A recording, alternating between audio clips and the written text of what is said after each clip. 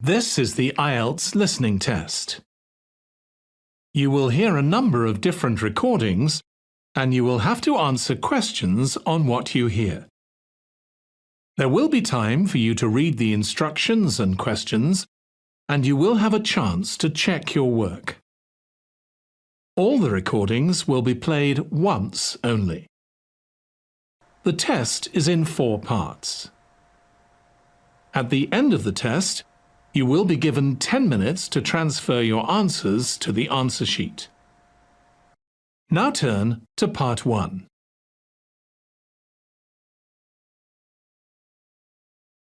Part 1. You will hear a conversation between a woman and a policeman.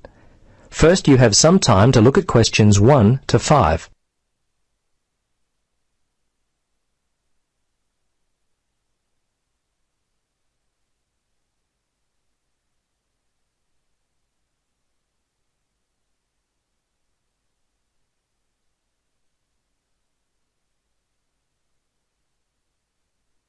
Now, listen carefully and answer questions 1 to 5.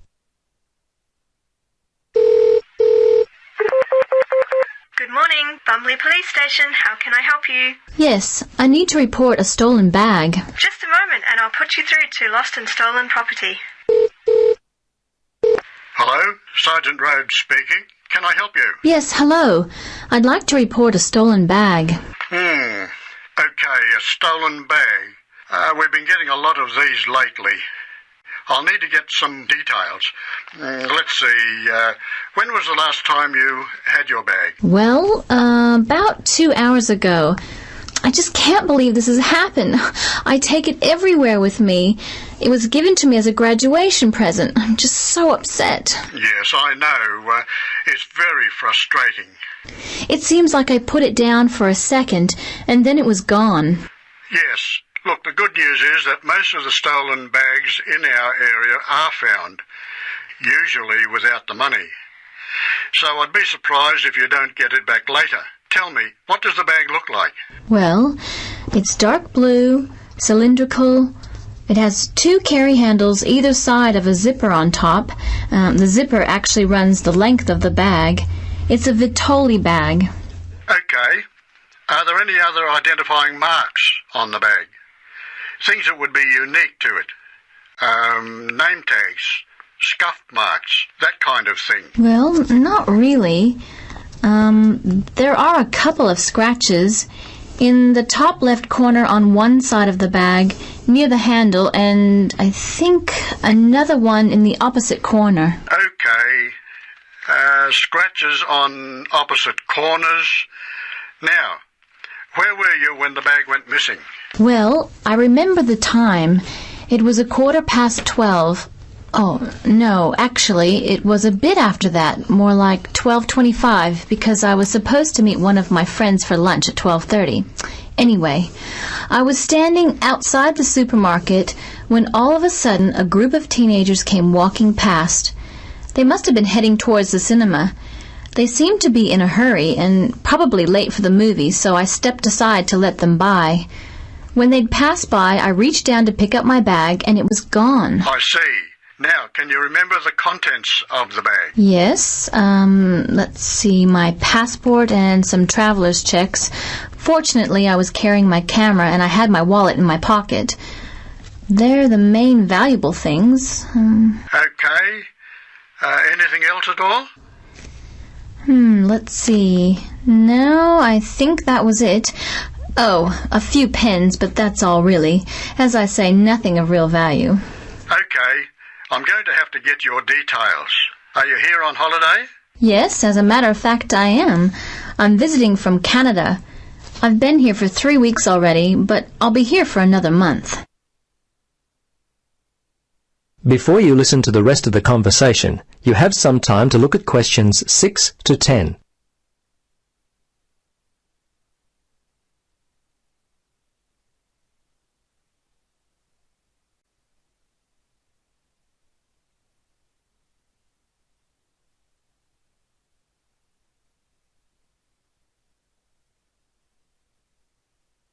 Now listen and answer questions 6 to 10. Have you contacted your credit card company? Yes, I did that immediately. They were very helpful. I still can't believe this could happen to me, and while I'm supposed to be enjoying myself on holiday. Yes, it's a real disappointment, whether you're on holiday or not. Yeah, thieves strike when you least expect it. Anyway, I need to take down your particulars. What's your name then? Yes, my name is Helen Reddy. That's R-E-A-D-Y.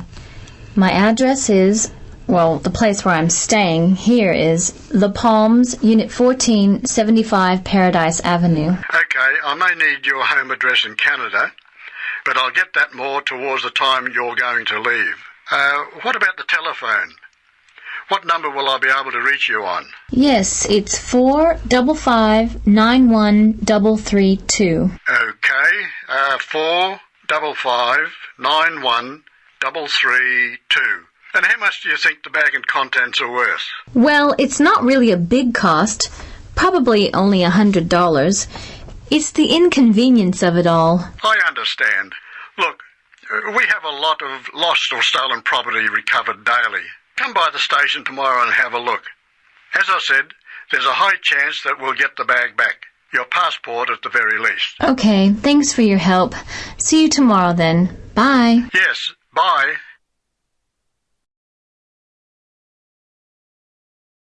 That is the end of part 1. You now have 1 minute to check your answers to part 1.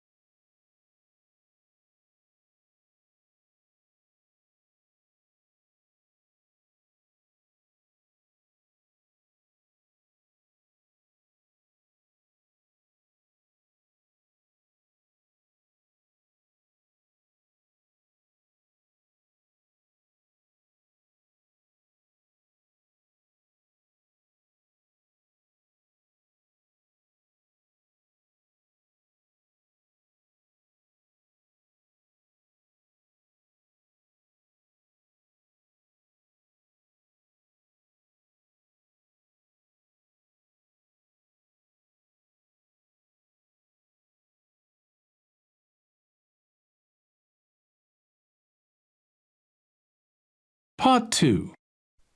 You are going to listen to part of a radio interview about bottled water.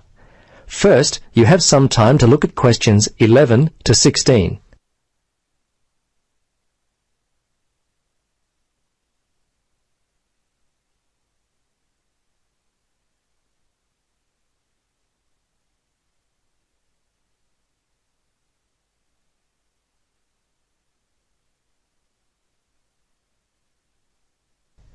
Now listen and answer questions 11 to 16. The day is coming, so my grandfather used to say, when people are going to pay for water.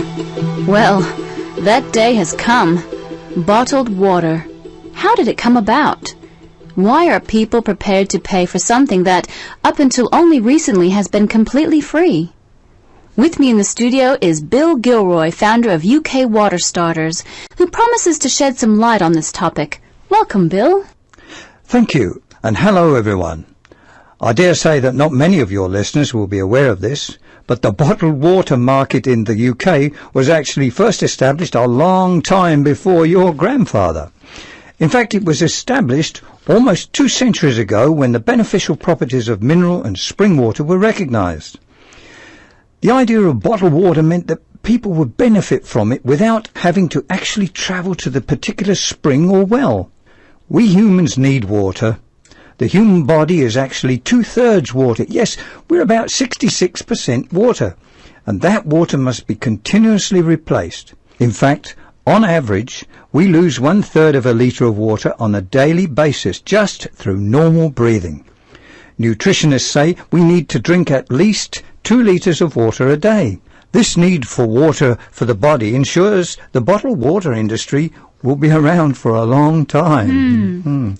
Now, historically, the bottled water market gradually developed. It was well known in the early 19th century that bottled water was beneficial, But during the mid-19th century, the artificial mineral water market became a commercial viability for many entrepreneurs. Later on that century, this led to the emergence of the soft drink market as we know it today, which of course is a very large and sophisticated market. Underlying the move from the artificial mineral water to soft drinks was a fundamental change in the use of the product.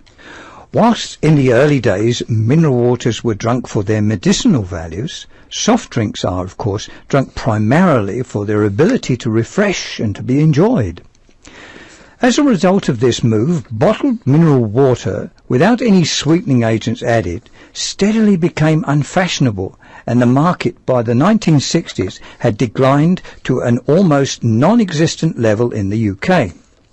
The move during the 1960s and to a lesser extent the 1970s towards more processed foods impacted upon the bottled water market, and subsequently sales continued to decline.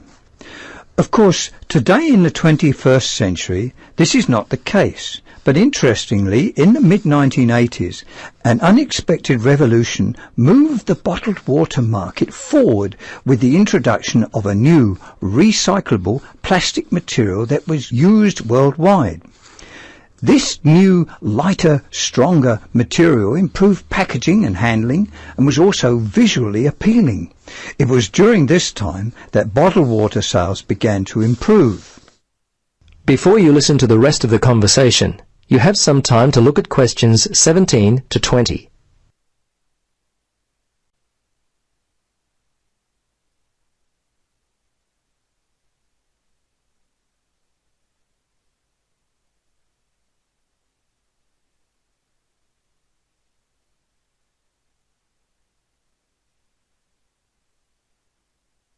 Now listen and answer questions 17 to 20. So, Bill, tell us what's led to the present-day popularity of bottled water. Well, as your listeners would know, bottled water in recent times has become very popular again. Some of the factors which have led to a resurgence of interest in bottled water are related to the growing use of wine alternatives, with many main meals served in restaurants. There is a growing number of people who simply don't like wine. Instead, they prefer bottled waters in one form or another. Although Grandpa used to mutter about people paying for water, price has never really played a part because people expect to pay a little extra when dining out. In addition, with air travel becoming less expensive, huge numbers of people started to travel abroad to places where bottled water was readily available and often considered the only safe water to drink. Of course, there are some few who bring their own water from home, but as you know, water is extremely heavy to carry in large quantities. In the early days, the catering and restaurant markets used to be the main purchasers of bottled water. Before long, however, supermarkets began to capitalise on in-home consumption, and the UK bottlers began local manufacturing. The market today, in total, consumes in the region of 50 million litres, which equates to about £30 million sterling. Of course, part of this total goes through the catering markets. The take-home sector, comprising both corner stores and the major supermarkets, account for the other half. I'd now like to shift focus a little and briefly talk about... That is the end of part 2. You now have 30 seconds to check your answers to part 2.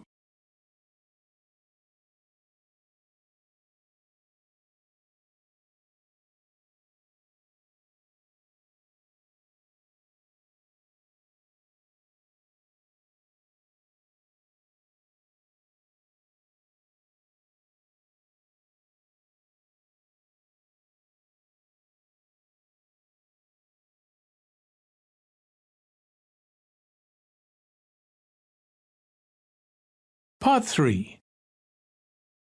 You will hear two students, Brian and Emily, talking about penguins, the subject of their current assignment. First, you have some time to look at questions 21 to 24.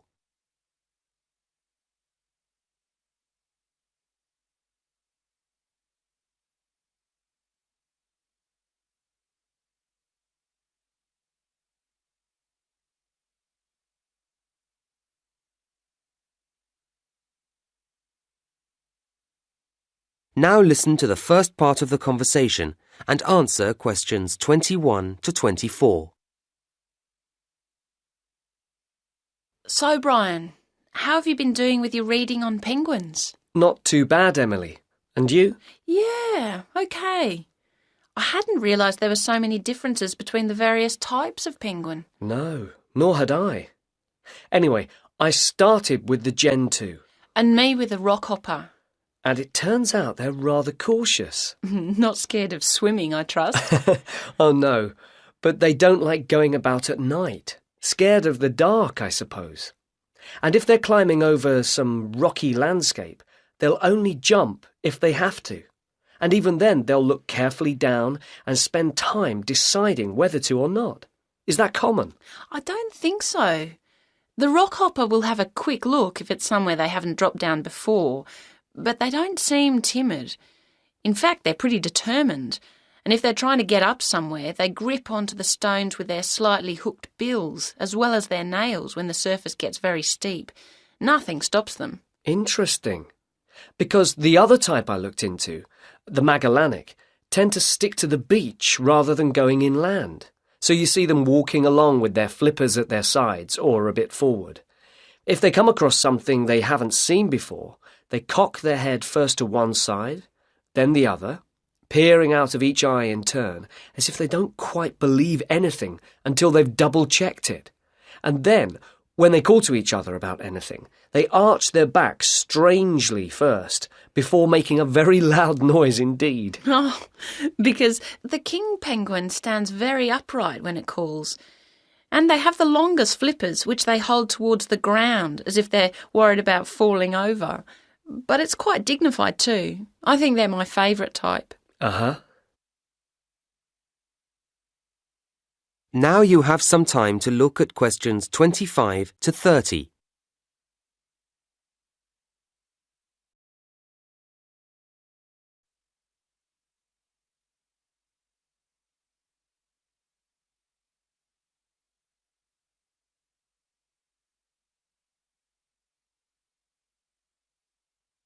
Now listen to the next part of the conversation and answer questions 25 to 30. Anyway, there are some things that they all do the same, aren't there? Oh, yes. Eating fish, for example. Well, of course. But sleeping, say? Yes.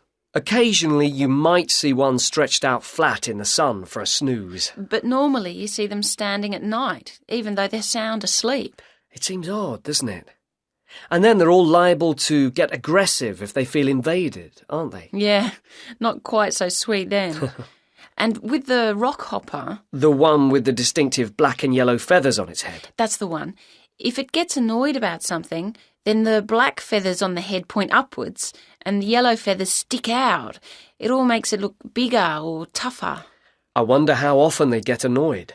Well, I don't know about annoyed, but they've plenty to get frightened of. They've got predators in the water and on land, well, in the sky anyway. Oh, yes, the great skewer bird. It's after the eggs. So the penguins have to keep a careful watch for the skewer all the time, especially when they're nesting. They can spot the white patches in its wings, can't they, as one flies over? Yes, and then they sit very closely on the eggs to protect them. Not an easy life, really. No. So what else have we found out? Well, I was interested to see that although they nest individually, they always go into the sea together, in large numbers. Even though it might make them more obvious to predators. That's the price to pay for the best way to find food. It means a bigger catch from each trip. I see. I watched a video too, just showing them on the beach, and I was struck by how calm they seemed to be. I thought they might have looked frightened. Perhaps it's because there are so many of them. Maybe that gives them a sense of security. In fact, all the types have a social nature. I guess that's why we humans find them so fascinating to observe. I guess so. So, shall we start to put all our notes together? And then I think we ought to... That is the end of part 3. You now have 30 seconds to check your answers to part 3.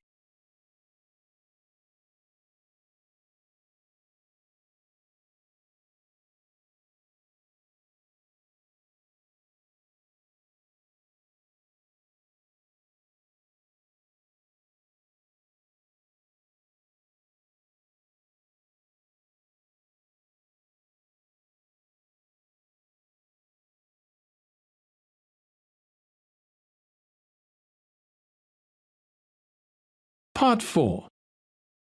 You will hear part of a lecture about issues involved in the management of the growth of cities. First, you have some time to look at questions 31 to 40.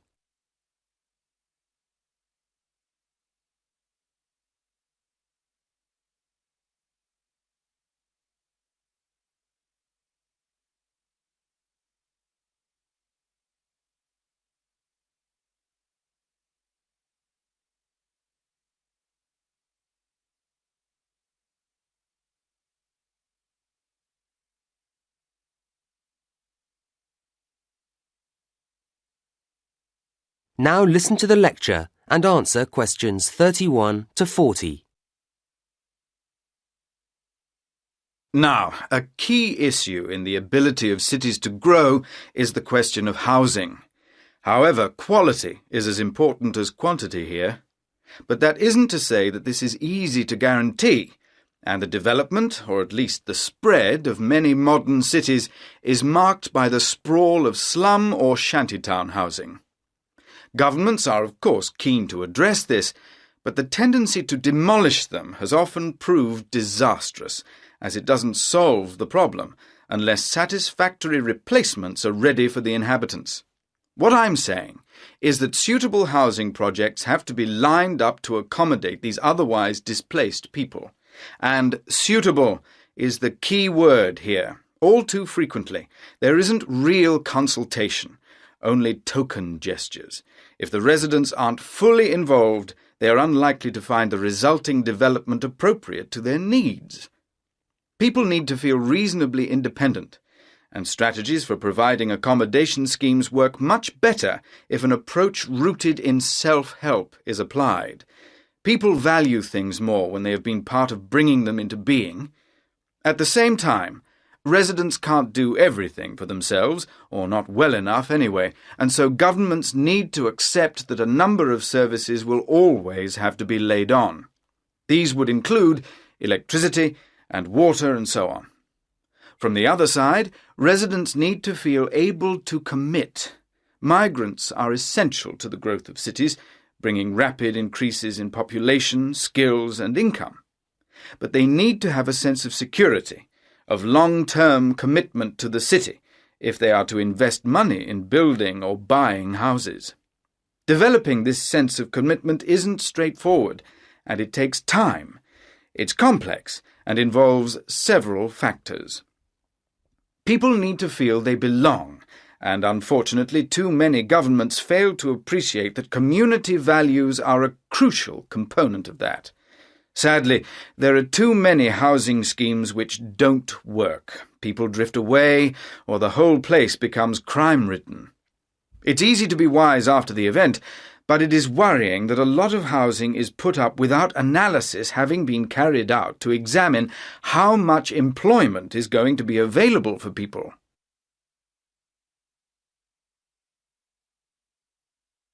But I don't want to labour the negatives too hard. Such difficulties as there are challenges, and challenges that can be, and often are, overcome. And cities are, I believe, a good thing. Urbanisation, the process of developing cities and the societies that comprise them, may not be everyone's dream, but it has a huge impact on the economy, and also benefits each and every person's freedom. Furthermore, the sheer volume of people means that work can be differently distributed. In villages, people need to be multi-skilled in order to be autonomous, but in cities, you can see the evolution of a variety of specialist activities, and this means people live in a more sophisticated way. It's not only tangible phenomena. There are all sorts of other equally important benefits too. Residing in cities brings us face to face with many different ways of thinking or going about things, and this increases our degree of understanding, something which is hard to measure in scientific terms, but which surely makes better people of us all. Right, well, now I'd like to turn our attention to the suburbs.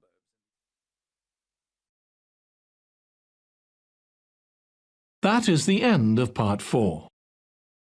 You now have 1 minute to check your answers to Part 4. That is the end of the listening test.